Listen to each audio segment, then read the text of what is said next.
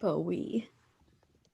Always trying to steal the spotlight from me. Yeah, he's like, this is for me. I'm a kitty who podcasts. All right, I think it's finally working. We should be streaming. Let me check all the streams really quick before I hit record. All right.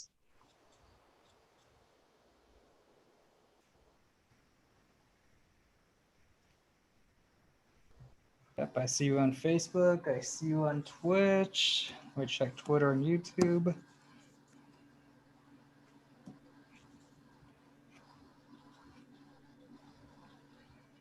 All right, we seem to be up. So the next thing you hear is the recording sound, and that's when you can begin. Perfect.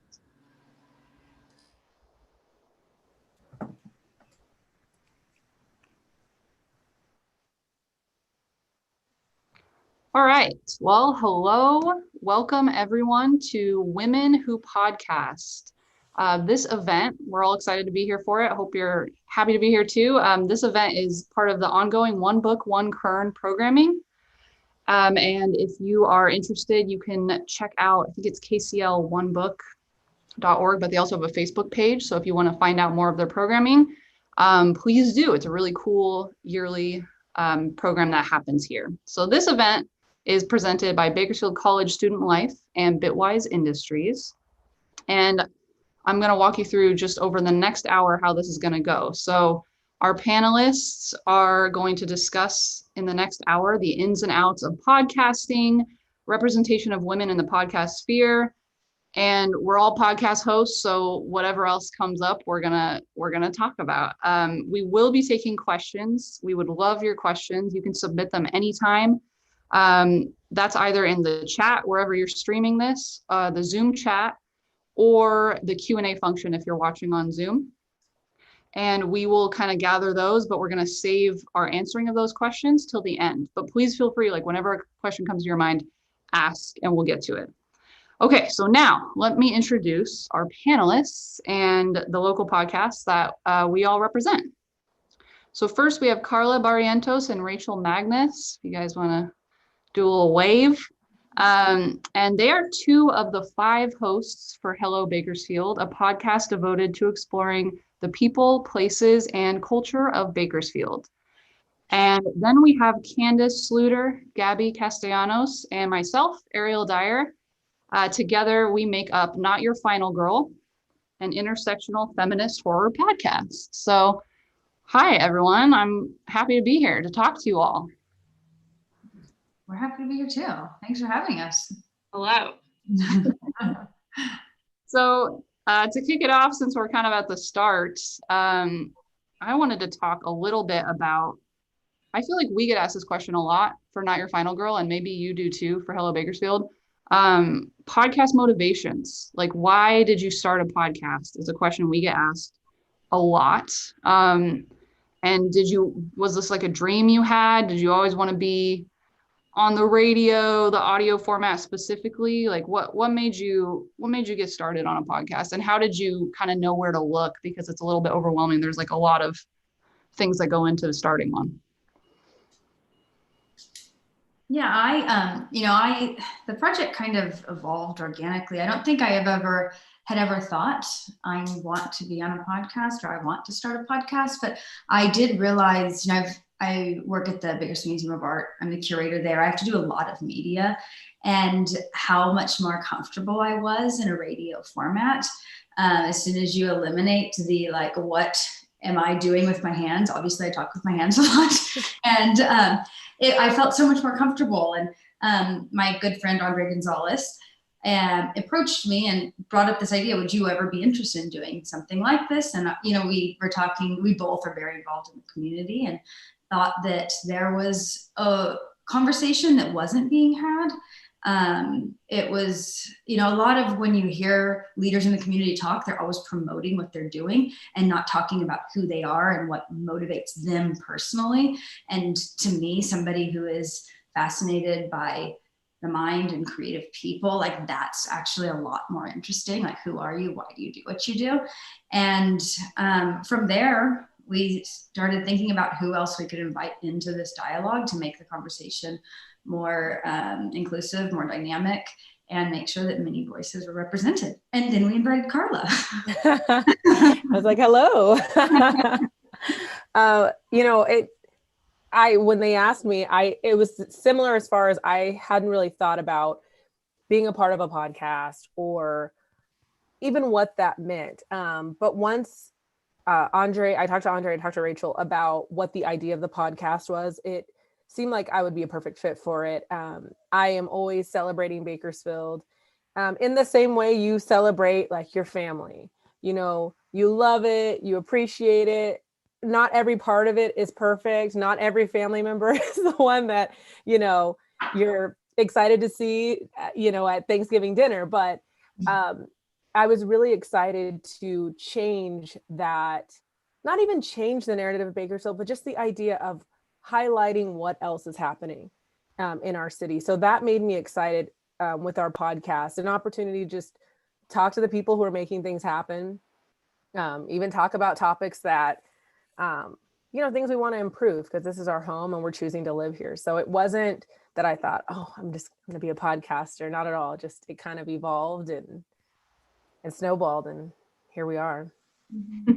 How about for you ladies? Was it like a dream, a long-lived dream? Yeah. I think for Not Your Final Girl, it was just me wanting to have these conversations with my friends that I realized were into horror movies as well. And once we had them, I was like, this seems like something that people would want to listen to, because it is something that I felt like I needed as a female horror fan and as a feminist female horror fan, where I feel like that isn't dissected enough, at least from the media that I was consuming. Now I know that there are more podcasts and more places where that is being talked about, but just the conversations I was having with my friends seemed like something that people would be interested in. So I approached Ariel and Candace usually after a few drinks, and I was like, hey, we should have a podcast about horror movies. And I think at first they were kind of like, I don't know, but I kind of kept hounding them, and we did our first one, and it felt right, and we've been doing it for a year now.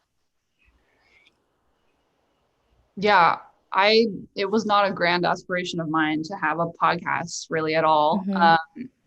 I am a musician, and I perform my music, and that feels like very comfortable and normal to me. But the idea of recording my speaking voice and my opinions was just horrifying. My opinions that weren't like rhyming and in song. For some reason, like it was much scarier to me, the idea of starting a podcast, than it was like singing in front of people. So yeah, definitely not for me.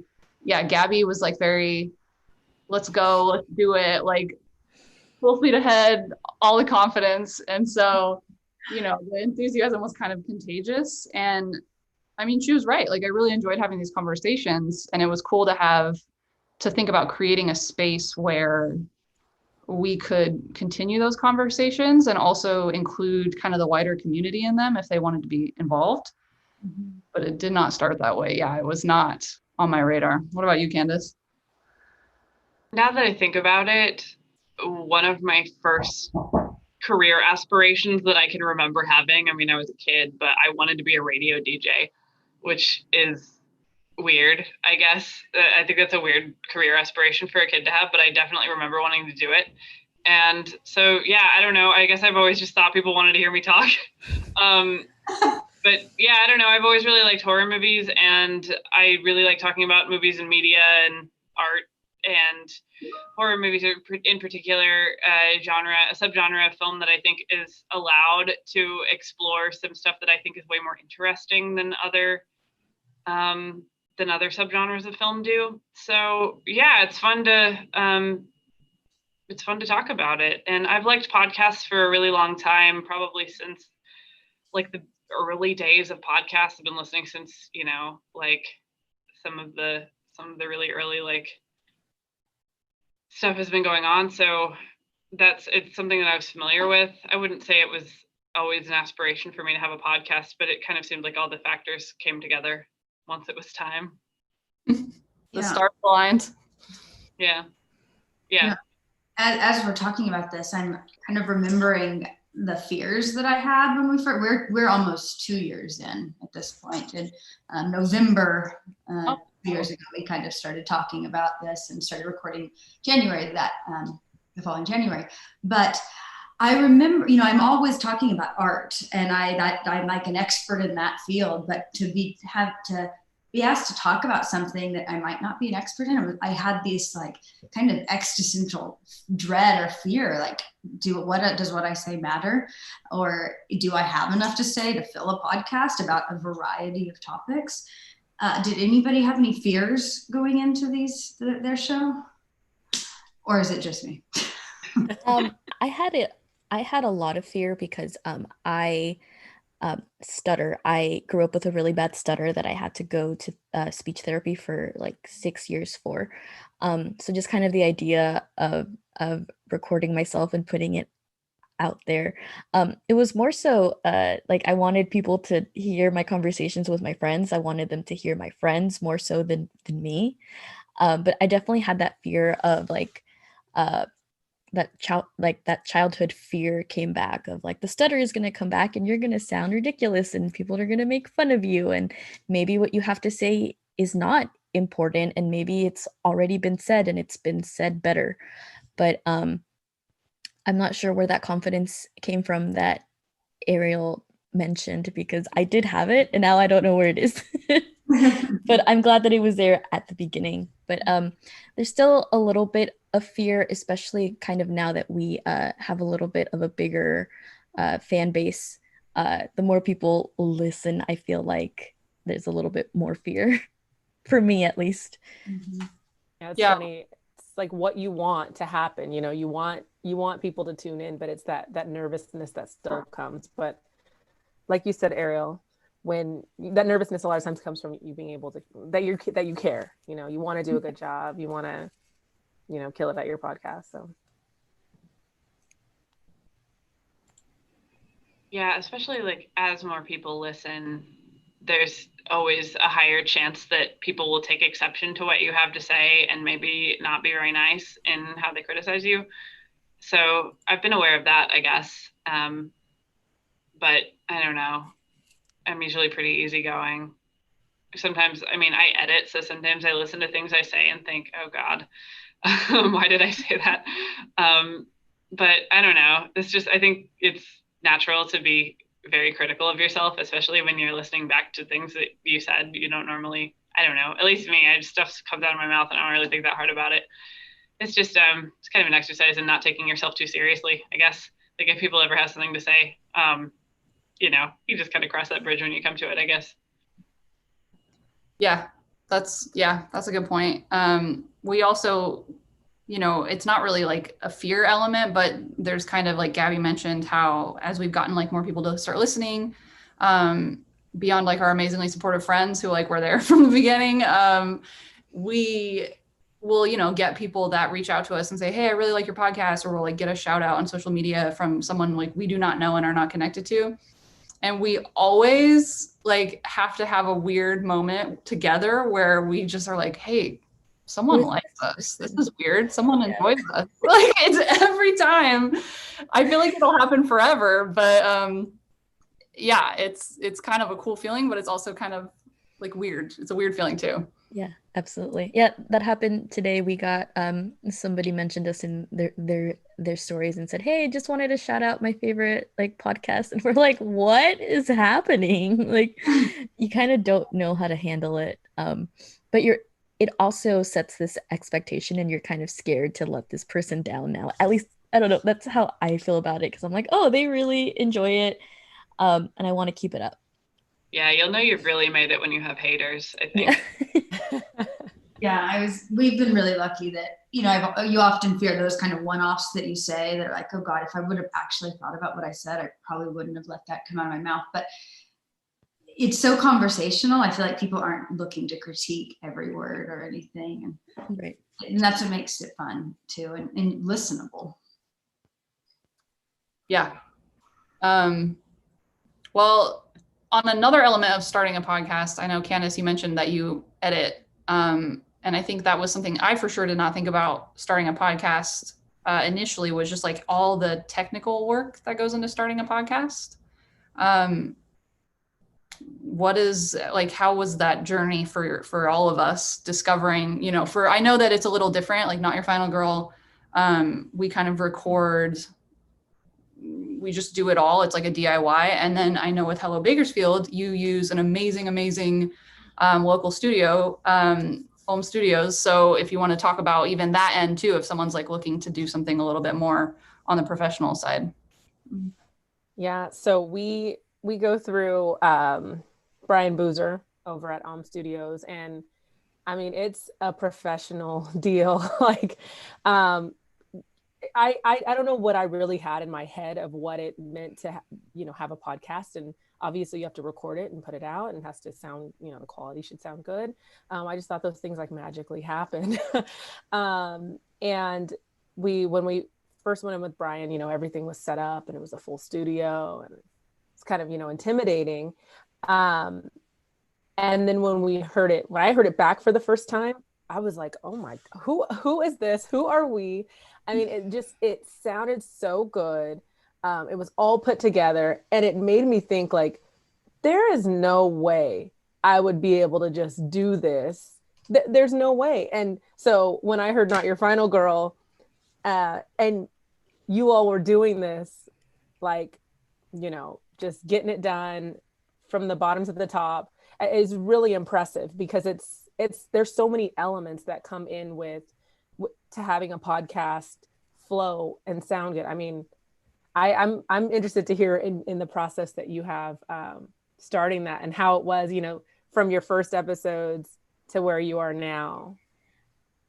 We started the first couple of episodes, we just recorded on my iPhone. I did a little research. I found what's the name of the program? Audacity. I found a free editing program online, and I kind of just worked with it until I figured it out. It took me probably like a good month and a half to edit the first episode, because I had no idea. I had absolutely no idea what I was doing, and I'm a perfectionist, so I wanted it to sound it. I cut out all the ums, all the huhs. I tried to do it as best as I could, but it was definitely a learning process. I also, at the beginning, I kind of took that all upon myself, because I had the idea to start the podcast, so I felt like that needed to fall on my shoulders. But now that we've progressed, we've kind of delegated certain aspects of running the podcast. But it was very difficult at first, because I did feel very overwhelmed. I wanted it to start off perfect. I wanted the microphones, I wanted the mixers, I wanted it all. But we did it on a phone and on a free program, and we actually got compliments on the way that it sounded right at the beginning, which was really surprising, because I was not expecting that. I was expecting it to sound terrible.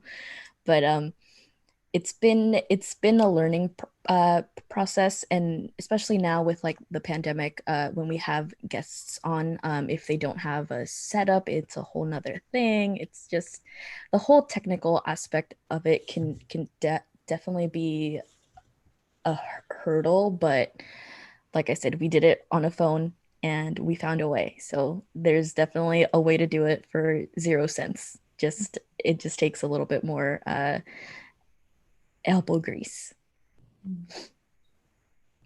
And what program are you using now? We still use Audacity. Yeah.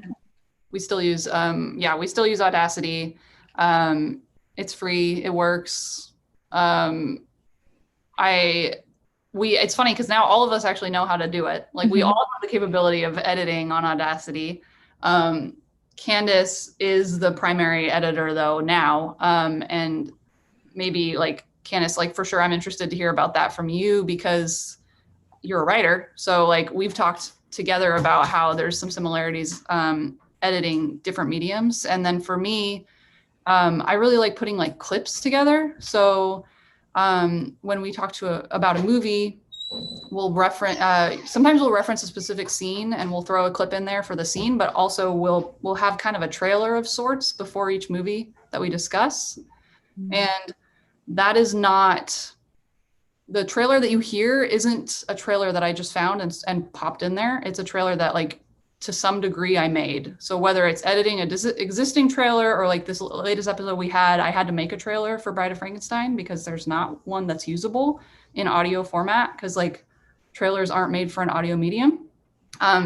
So that's been really fun. Like sometimes I'll add different stuff, like different clips, put them in different order, do different things, add music from the soundtrack. And that's been a really fun creative process. But Candace, I am interested to hear about kind of the overall editing of the episode for sure.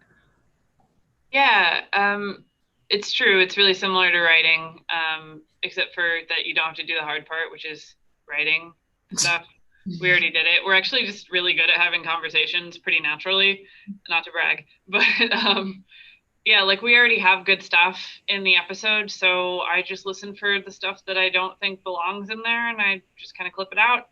It's, I mean, it's kind of zen almost. Like I just kind of get started on it. And I spend a couple hours just like listening and taking out what I think, I mean, yeah, I cut out where I start a sentence and then I change my mind and start a different sentence. And I cut out and I cut out, where somebody says something and then says, maybe it's stupid. I cut that out. And I choose, we always start recording before we're actually ready so we can kind of warm up and I decide what the funniest thing we talked about is going in and I make that our intro and I stick in our music and it's yeah, like the only part that has been frustrating has just been audio quality, which I'm working on figuring out. I recorded a guest spot on a different podcast the other day and they have a different way of doing it that eliminates that and I'm trying to decide whether it would be worth it for what we're doing. So yeah, it's kind of a continual process. It's definitely hard when you start something and you find that one person's audio is really bad and you're trying to just focus on making sure that anyone can hear them. But it's mostly a connection issue and like equipment and stuff. So yeah, it's a process. I'd say honestly, as far as like technical stuff, I mean, like that kind of stuff is, it's like, I'm not a person who normally does like equipment or, that kind of thing. Like my focus is usually on doing stuff the absolute cheapest and easiest that I can and still have it not be garbage. I'm all about like picking the second least expensive thing on the menu,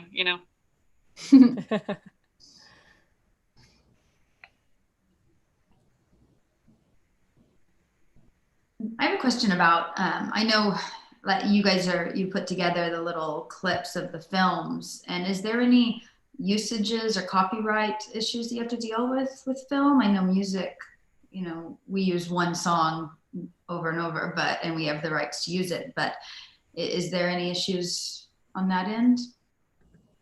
Yeah, that's a good question. For our music, we use a song that I wrote, so that's easy. That's easy there. And you gave us permission.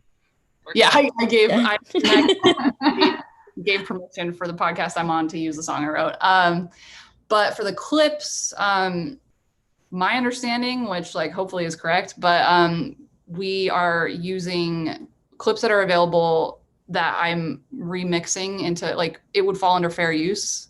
So I'm not like taking a clip and just stealing it. Like it's like kind of a collage. So, there we go. That's the fancy legalese for it. So hopefully we're right on that because I do usually a considerable amount of work, but for the fact that it's usually like a 45-second clip, like it usually takes me like at least 30 minutes to like make it good. So considerable amount of work as far as like the amount of, so I think it's transformative. You know, no, that makes sense. I hope it's transformative. Yeah. I know, Candace, you mentioned being on someone else's podcast as a guest. I'm wondering if any of you have experience with that, kind of like podcast hopping.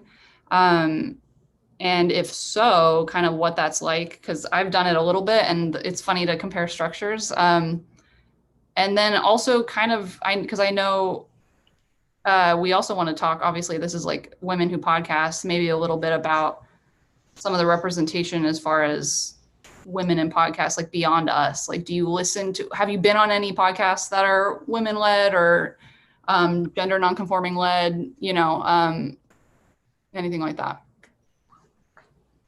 I haven't. Have you, Rachel?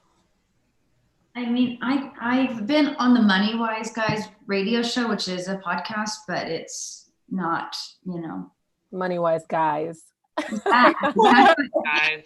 I am going to be starting my own podcast, though, as a museum. So I'll have another women-led podcast in Bakersfield. That's cool. Mm-hmm. Very cool. Yeah, there's, you know, I was just thinking about some of the other podcasts that I'm familiar with in town, and there could be, you know, more that just I haven't found out about or haven't, you know, crossed my radar. But from what I see now, it's definitely, you know, male dominated. You know, even if there is a woman, it's like the woman is usually sidekick or maybe, you know, not the main host. So it's, you know, and I see more women getting into it just right now. There's not a lot. And hopefully that changes, because I think we're doing something right here. So, I mean, there's really no reason there shouldn't be. They're not topics that are, you know, I mean, there's no reason that shouldn't be more women in the lead for podcasts or hosts or co-hosts. So I'm excited though to see things change and more inclusive. Yeah. I know for us, we have guests on, and our guests are usually women. We had one actor on that was not, but most of them, like all of our guests, they're not just, even though we talk about film, they're not always related to the film industry. They love horror. That's kind of our, like, how we choose guests. So we've had someone who is a baker on, and someone who, you know, we're going to have a film producer on. We've had a director. So but it doesn't have to be film related. And most of the women we have spoken with are very, what's the word? Not timid because they're doing work, but like very profusely like, wow, I can't believe you would consider having me on. Mm-hmm. And it's so funny because I just think about how they're very talented. Like there's no reason why we wouldn't consider having them on at all. We had the baker who won a Food Network competition, and I happened to go to high school with her, so that was the connection. But I was like, you're like this badass woman who has her own company and is winning baking competitions. Why wouldn't we ask you to do this? But yeah, she was very very like, oh, like me, like I can't believe you'd want to talk to me. I was like, yeah, you have something valid to say. You're a female horror fan. That's what our podcast is about. You're out there, you know, representing. Like, of course we want to have you on. So I definitely have noticed that between all of our guests that they're very quick to be like, why me? It's like, yeah, no, that's who we want. We want the people that think that, because they usually have something new to say. Mm-hmm. That's funny you say that, Gabby. Like that is, I feel like so common with so many of us women where we just don't for whatever reason, feel like we may not be able to speak to what we're, coming on to, or just doubting ourselves for whatever reason. And I always tease my husband, like when there's something I'm intimidated by, I'm like, if I was a man, I wouldn't even think twice about doing this. I would just be like, done. But it's almost like the lean in, like we have things to talk about. We should be at the table. It's interesting to see that, so many of us, so many women at high levels, so successful, so accomplished, and still have that feeling where it is humility, which is a good thing, but also that not that just confidence that says I can do it and I should do it. So yeah, that's funny you bring that up. I think about that a lot in certain spaces. Yeah, we've talked a little about like amongst ourselves about, like for us personally, you're right, the lean in and just kind of do it. Like a lot of the opportunities we have had, people say, oh, how'd you do that? Or how did you get this write up or whatever? And sometimes we get asked, but I feel like my kind of mentality for that sort of thing is just, you got to do it. So if there's something you want to be invited to, then show up and tell them you're there and just go. Here I am here now. You have to deal with me, so like we've done, because the truth is, it's hard to change the conversation and it's hard to be invited to the conversation. So sometimes you just got to invite yourself or have the conversation amongst your own people. We definitely have hit up and we were super, they were amazing and very cool. And they could have, the option is there's always there could be a no, right? But we're like, hey, we're a successful podcast. We've done this, we built this from the ground up.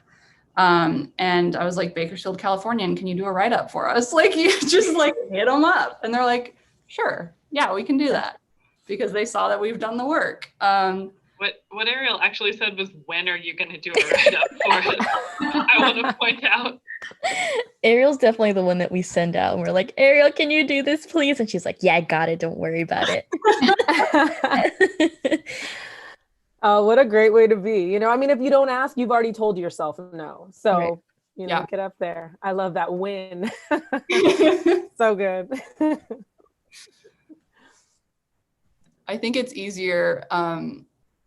I tend to be an aggressive person anyway, so it's just easier for me. But also it's easier because it's not just for me. It's my friends. We have a podcast. We're friends and kind of coworkers. This is kind of a business. It takes up a lot of our time, and so it's been a cool kind of experience because it's really easy for me to go to bat for you guys. Do you know what I mean? It's maybe less easy for me to do that for something that's just me. Yeah. But with you guys, it's kind of a no-brainer. I'm like, oh yeah, I'll go just tell these people they need to do a write-up. Oh yeah, I'll do this. It's easier to do when it's collaborative. There's some collaborative effort going on. Yeah, it's our baby now. So I feel like that's really sweet of you to say, though. Even though I knew that, just hearing it is very nice. Speaking of collaboration, I'm curious for everyone, but especially too, for Hello Bakersfield collaboration, you have 5 hosts. I want to know, and I want to know from Gabby and Candace too, what it's like the collaborative effort, the ups, the downs. How's that been? I mean, I can honestly say it truly has been a collaborative process and Brian Boozer, our producer, is involved in that. I mean, he's on our group chat and he is at the meetings with us. And he is vital to our team.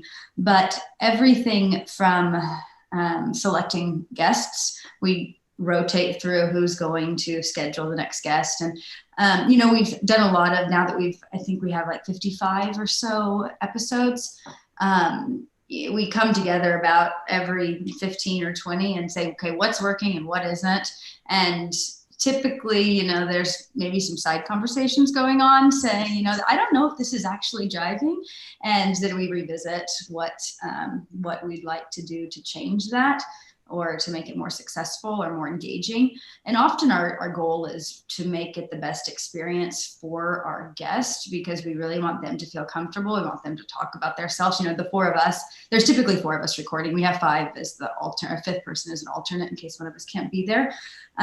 But we want to create this really safe environment where our guests feel really safe and free to talk about what they're there to talk about, free to talk about themselves.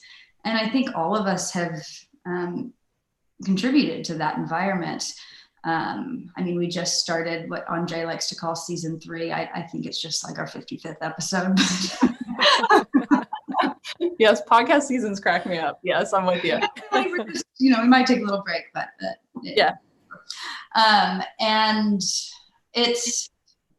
I mean, it gets better and better. It gets easier, but yeah, I mean, it's collaborative too on every element. And we have a text that goes back and forth every day. We are messaging each other about something, whether it's a guest that we're confirming or scheduling or sound.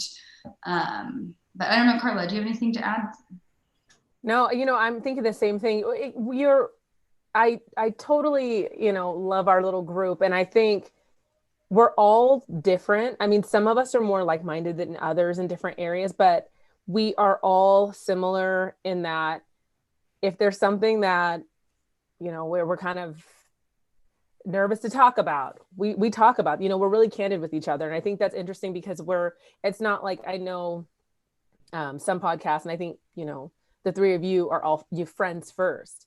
Like all 5 of us were not friends first. So it's interesting to see how we evolve and having to be mindful of the other person, or if it's just your friend, you can just be like, you know, or absolutely not. And you have to kind of, some things be a little soft on, and other things, you know, maybe a little bit harder, but no matter what, we all respect each other.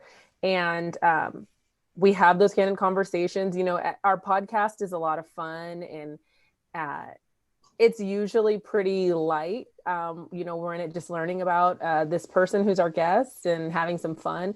But we've had episodes that have been heavier. We do a reoccurring segment we've done a few times called community voices or community topics. So it's community conversation. So and we're not always talking about the best things in the community. We're talking about some things that can be more political or human rights, things that everyone doesn't blanket say yes or no. So, and we've had to come to an agreement on certain things, but we all leave it feeling comfortable. We all respect each other. And we really do collaborate. It's a true collaboration. Well, and it's interesting, you know, we did the one community conversations about the Black Lives Matter after the murder of George Floyd. And that is the one episode that we had all 5 of us on. But there was a lot of dialogue about who felt comfortable, who did not feel comfortable talking about this. And it was, I think, a really great moment for the personal relationships between the 5 hosts, that we all 5 were able to come together and do that conversation. But it hasn't always been easy. We don't always all get along about everything. Sometimes we call each other on it too, like, so it's fun. And how does collaboration go on your podcast?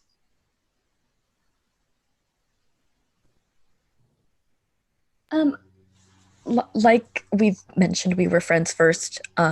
So we kind of tend to agree on a lot of things. It's been pretty easy. I think the hardest part kind of goes back to what Ariel said, where if you kind of slack off, like you're not just letting down like your podcast co-host, you're letting down your friend. So that's been a little bit difficult sometimes, but I don't know. It's just been recording conversations with my friends and having a good time and watching movies that I enjoy. So it's just been it's been kind of simple. it hasn't been too difficult. I think the hard part is just maintaining the schedule, and sometimes watching the movies is a little difficult to fit into our schedules, but it's been it's been great. Not too many complaints on my side of things.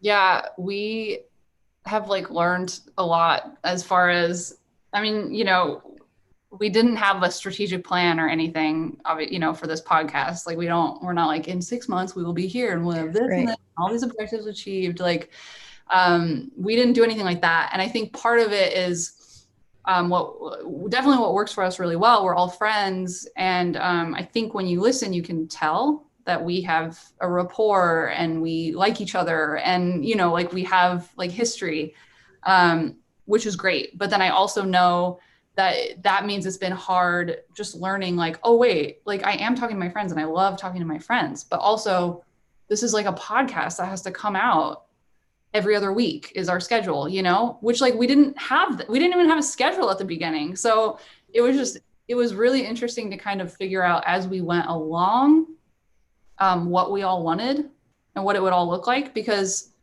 all of us are very chill and like easygoing. And I think I can say that we all want it to be a collective, and we all want us to be on the same page and happy with whatever our plan is going forward.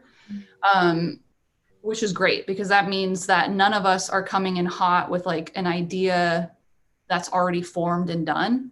We kind of approach it by saying, hey, what if we did this? Like I have this idea, hey, here's this cool thing. And I think I've always felt like you both are very supportive of anything I bring. And I feel like I've always been supportive of, whatever you bring. I'm always very excited. I'm like, yes, that's a very cool idea. Like I'm pumped. Let's do it. Like, Gaby had this idea to do horror babies, where people could submit like photos of them as a baby or a young kid, and we like edit it with like their favorite horror movie title in front of it. It was simple, but it was really fun, and it was a good way to like engage the community and kind of lighten things up. So it's just fun. I love seeing the ideas and kind of seeing how that goes. I like, Rachel, what you said about making it like thinking about collaboration when it comes to like guests and facilitating a space for them. Mm-hmm. I think we definitely do that. There's a lot that goes into the guests, like that, again, you might not think about until you're actually doing it, which is, well, you have to ask them, do they want to be on your podcast? And then, well, you have to tell them the structure of the podcast, and you have to be available for their questions. And like, then like, during the podcast, like how's the flow going to go? And I'm curious, Candace, if you would maybe talk a little bit too about like it's collaborative, but you're the like kind of the de facto like host of an episode, because we can't all link arms and lead each other through the episode like side by side. So like how has that been? I don't even remember how we decided to make like for you to be the one that would kind of lead it, but you are. So how does that look? I don't really remember either. It's just kind of weird now that I think about it. Yeah. I've gotten way better at talking for sure. Yeah, it's, I mean, I feel like I'm pretty good at, I feel like I'm just good at like facilitating conversation. I feel like I'm a pretty good moderator. I hope I have a decent sense of like when a subject has run its course and we need to change it. I like that, it's something that I have had to learn, that some guests will not naturally just tell you what they want you to know. Like there's definitely something where I think one of a guest that we had on fairly recently, whose episode hasn't come out yet, Ariel asked her a question at one point, and she was like so excited to jump in with it, and we had already been on the subject. So I was like, that's weird, like you had to ask. Like she didn't immediately just want to spill everything inside her head. So that's something that I guess that's something that I've had to learn, but it's definitely, I feel like most of the time, if you just get somebody going, like if you get somebody on a topic that they're interested in, then they give you good stuff. They just say good stuff. Otherwise, yeah, I just say dumb stuff the whole time. Like I just like word vomit. It's I don't know if it's a skill. People have told me I've gotten better at it, so I hope they're right.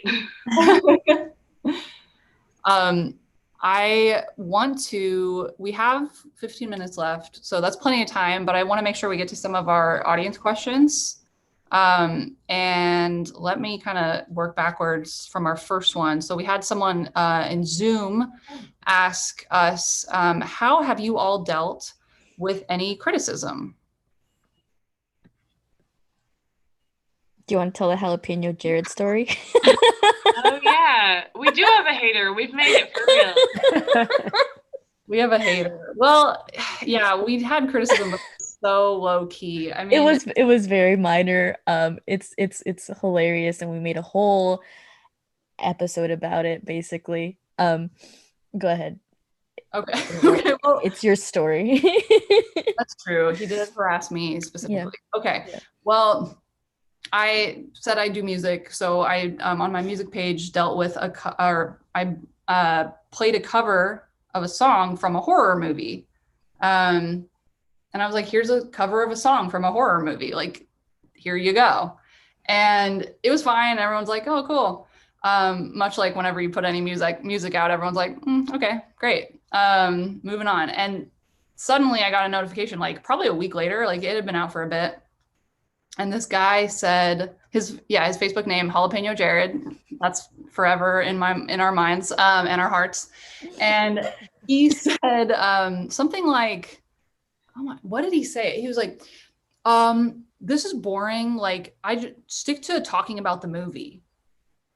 Something like that, like, which was a weird, bizarro world, because I want to live in a world where someone would rather hear my opinion than me playing background music. That is the world. So it was a very strange, like, troll comment to get. So I kind of showed him, like, "Hey guys, look at this." And so we kind of started engaging with him in a, like, not super professional fashion. I can say that. Yeah. Yeah, we were protecting our friend. We were big about it. We were standing up for her. We weren't that mean. We weren't. But then, so our mutual friend and my producer, as far as music, Pat Spurlock, Phantom Stranger, jumped in and was very professional and was like, "This is her music page. If you would like, they talk about horror movies on Not Your Final Girl Facebook page." And so this guy totally backed down, and he's like, "Hey, sorry, my bad. Like, I just really like this movie." And so we completely pivoted. The following week, we were supposed to record an episode, and we had movies picked out, I think, but we hadn't watched them yet. And so I was like, "Can we just do like a cabin horror episode?" Because the film this guy loved was a cabin horror episode. And so I was like, "Let's just do cabin horror and kind of rip on Jalapeno Jared a little bit, like, in the episode, and tell everyone the story," because it was just like so hilarious. Like, we had converted a troll to our podcast. So that's how we dealt with criticism, is we just kind of subsumed him into the Not Your Final Girl hive mind. Yeah. And just absorbed him. Still engaged with you? A little. I mean, we did like a watch party for that film because it happened to be on Netflix, so we could do a watch party. And he was pumped about it. So But like, we haven't gotten any criticism as far as like the podcast itself. Like, nobody's been cruel or mean or said like, "Stop doing this, like, this is terrible." And like I said, we've been doing it for about a year, so that's a pretty good track record, I'd like to say. So I mean, outside of Jalapeno Jared, nothing too terrible. I think it's more so like we're our own worst critics. So yeah, I've definitely had people give me notes and stuff, like, "You should try doing this," or, you know, yeah, like that kind of thing. I don't like constructive criticism is fine with me. I like it. In fact, I wish people would give me more feedback. Yes. You know, I can't think of any. There's been an email that came through to like our Hello Bakersfield, and it was kind of like, "Is this spam or is this real?" Like, it was, you know, that was one thing we kind of had to giggle about it because it didn't have much substance. And I think on Instagram we've had a couple comments that were like telling us we needed to go deeper into some topic.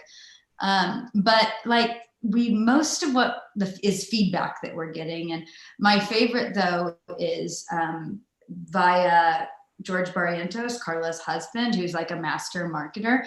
And I love Carla always will come and take, so she'll like try to preface it like it's George said, and she's like, well, tell us that we need to do something and be more engaging. But I always know it's like, this is George, and he's like really giving us positive guidance. So we love George, and we love all of his feedback. And I think he listens to every episode, which is pretty impressive.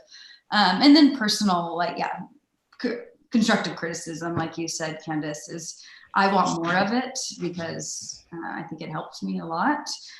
So please, if any of our listeners do have criticism, bring it on. We can handle it. Yeah, just as long as it's not telling us we have too much vocal fry or something, because I'll kill you. I love it. Let's see. There's another question that is kind of a two-parter, but it's good. It's a good one. Someone from Facebook says, hello, just tuned in, but that was a while ago, so hopefully they're still there.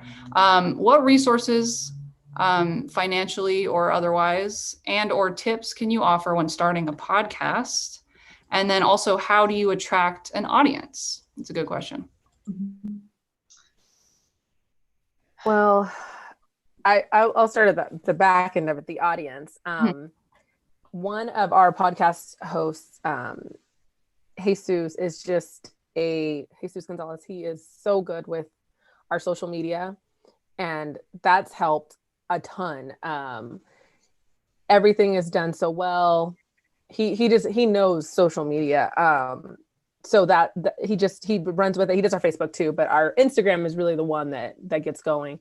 And a lot of word of mouth. I mean, taking into like what you were saying, Ariel, just getting out there and making yourself known. It's been a lot of that. And also our guests have helped promote. They're excited about it. We're excited about it. So they, we'll take pictures with them. We'll promote all their stuff, hand it over to them. Hey, tell everyone you know. And, this is a big city, but it still has that small feel where word of mouth goes far. So that's been a big one for us as far as attracting an audience. And to jump off of what Carla's saying, we were not at all shy about inviting those first 10 or so guests, like by looking at who has the biggest Instagram following, because we knew that was going to help us, grow our own following.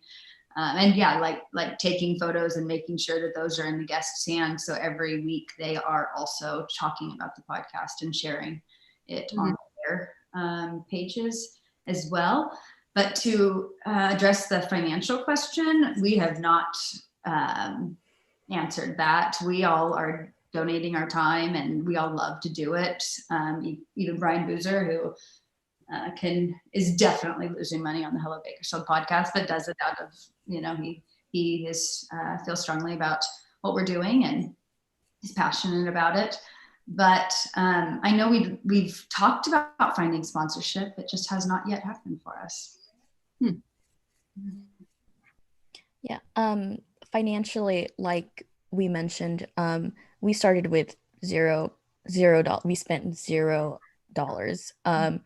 We downloaded a free editing program. We used our iPhones to record. We found free distribution platforms online. So you can definitely do it with $0 to start. And as far as attracting an audience, I don't know how to answer that. I feel like we just kind of picked something that we thought was really niche. And turns out that there's quite a few people that feel very strongly about it. And the audience just kind of found us. And yeah, just having people come on and they're excited, we're excited, they talk about it, we talk about it. I think being present on social media kind of automatically does that.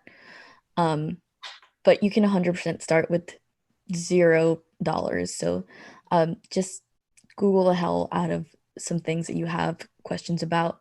Watch YouTube tutorials on the editing programs. There's definitely ways that you can do it. You don't have to buy anything to start. A lot of people ask that, how do you start, and how much money do I need? And, Yeah. I have to buy all the things. It's like, no, you don't. Just start. That's the thing. Just start. Yeah.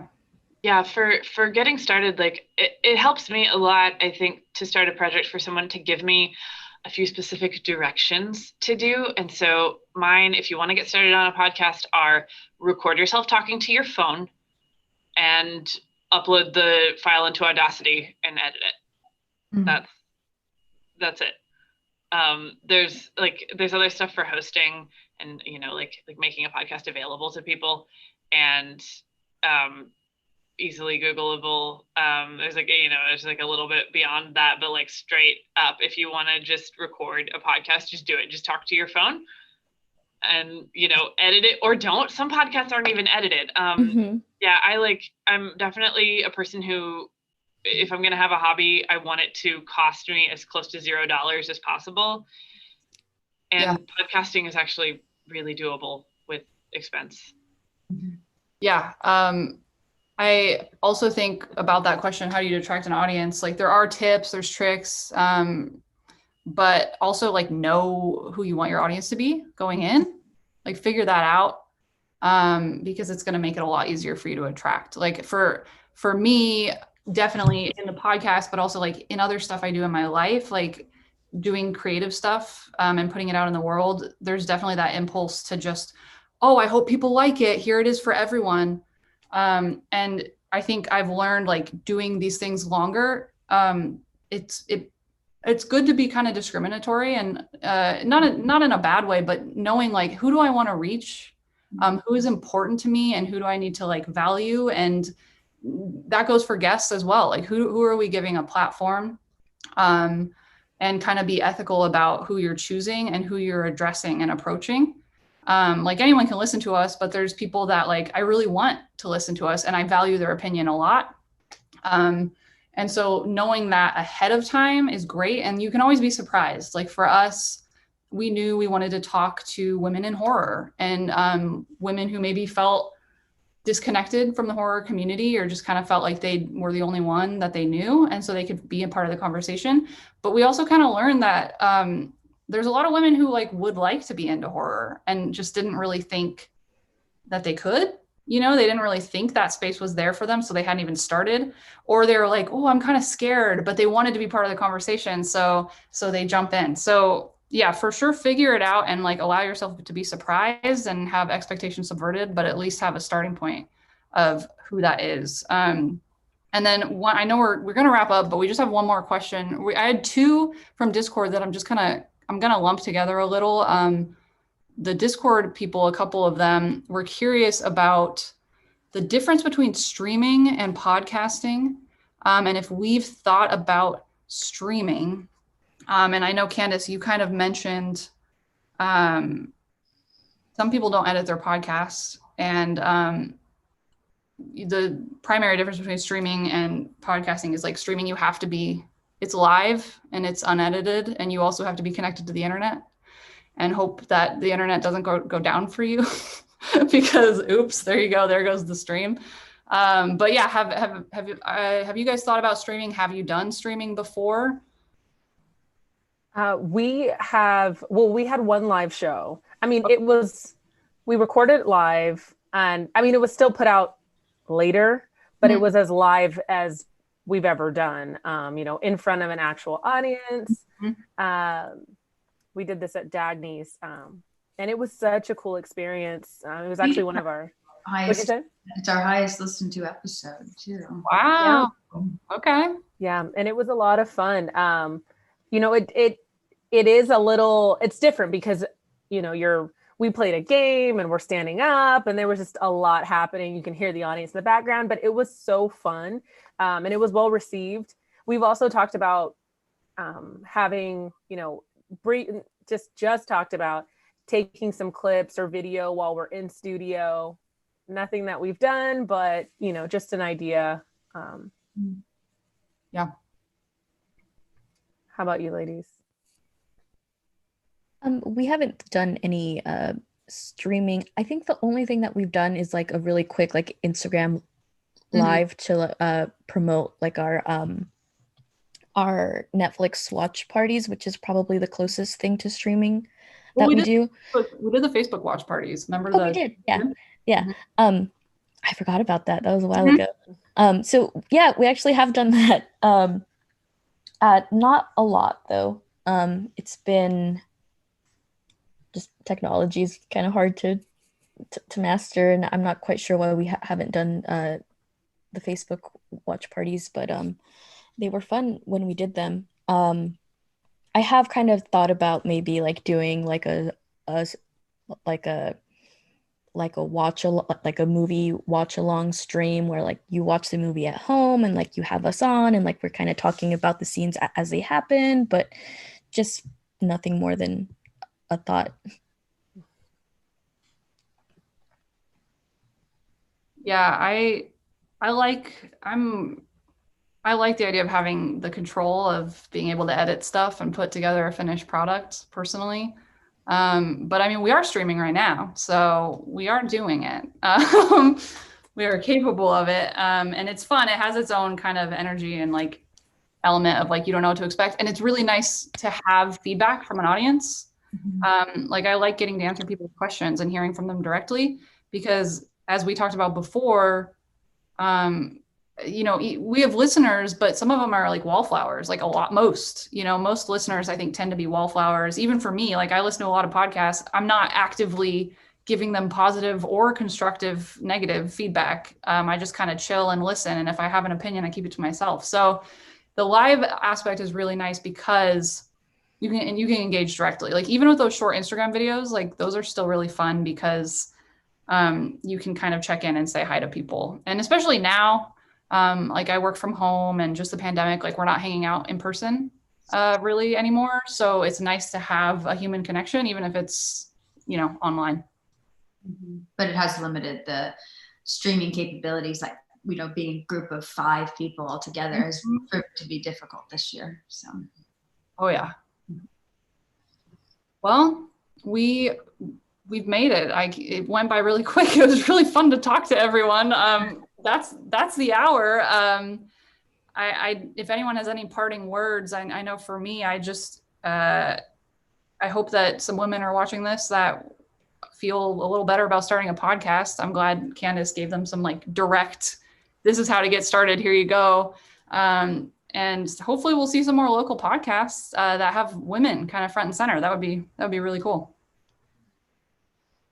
Agreed. I want to just share tomorrow, BYP Summit is tomorrow, the virtual BYP Summit through the Greater Bakersfield Chamber. We'll be having a panel talking about diversity, equity, and inclusion. I'll be the moderator, and there'll be 3 panelists. So if you want to, if you're free around 10:30, it should be a really interesting panel talking about what we've all been talking about and hearing from some really big organizations, ERA, Bakersfield College, and CSU Bakersfield, seeing what they're doing and how they're supporting their employees, their students, and community. So tune in if you can tomorrow at 10:30. Awesome. Thanks, Carla, for reminding me. Does anyone else have anything that they would like to plug coming up? Well, this weekend we are the Bakersfield Museum of Art is doing Via Arte out at the marketplace. So for those of you who are missing some community, we have worked with the health department to make a very safe and controlled event, but it will be still filled with local art. And for those who don't know, it's an Italian street painting festival. We take over the parking lot at the marketplace, and this year we have 103 artists who will be creating chalk masterpieces. That's Saturday and Sunday from 9 a.m. to 8 p.m. at the marketplace in Bakersfield. Awesome. I have linked for the workshop that Carla mentioned. I found the Google form. So for anyone who wants to tune in for that, well, sorry people that are listening on different streaming platforms, but on Zoom, that link is in the chat for you if you would like to click it and register for that. Not Your Final Girl, besides episodes, do we got anything on lock? I don't think so, unless I'm wrong. I don't think on lock. Yeah, we always got something. Yeah. You never know with us. You should follow us. You should follow us on social media. We're on Facebook, Twitter, and Instagram. It's NYFG Pod on Twitter and Instagram, and Not Your Final Girl on Facebook. You can email us at notyourfinalgirl@gmail.com. If you would like to be a guest, or you know other people that would be awesome on our show, or you just want to say hi, that's cool too. For Hello Bakersfield, how do we find you? All this time we're Hello Bakersfield at Instagram, Facebook, and our email is hellobakersfield@gmail. We are releasing season 3 with air quotes this week. So woohoo! Exciting. Cool. Well, one last thing I think before we end this, Benny, if you don't mind plugging for you, we're super grateful you were here to stream this and do the behind the scenes. If you would kind of briefly mention what's up for Bakersfield College coming next. Of course, thank you. And thank you for all of you for coming and doing this. We're happy to host, and I think it was a great success having you all speak for an hour. And with that, this is in the middle of our homecoming week. So this is one of our events that we also added in. We have a drive-in coming this Friday. So it'll be on campus for students. And our free parking lots will have an inflatable screen. Sound will be transmitted through your radios. So it's $15. Those with the KBC sticker, it's for free. Please, we only have 100 spots, 5 people max per car. We're gonna have parking spaces in between cars. Please bring your mask if you're gonna step out of your car, go to the restroom. So we're still gonna practice social distancing, but we're gonna watch a movie in person. I know some of you are probably starved for some social interaction, so please come. And as the students say, we're watching the classic Shrek. So Shrek will be on this Friday. And another big event we have coming up later this month is October 27th, Tuesday at 10 a.m. and 6 p.m. We'll have Beverly Gooden with her Distinguished Speaker Series talk, #Why I Stayed. She'll talk about breaking down the myths and understandings about domestic violence. And so far, a lot of our DSS speakers have been huge. So please come via Zoom or any of our social media outlets, just like this one. So we look forward to a lot of you coming, and we thank you for watching now or watching later at your convenience. And that is it for me. All right. Well, I think that's it from all of us. So thanks again. Thanks, panelists. This was great to talk to you, and thanks for people who were watching. Hopefully you'll listen. Thank you. Bye. Thank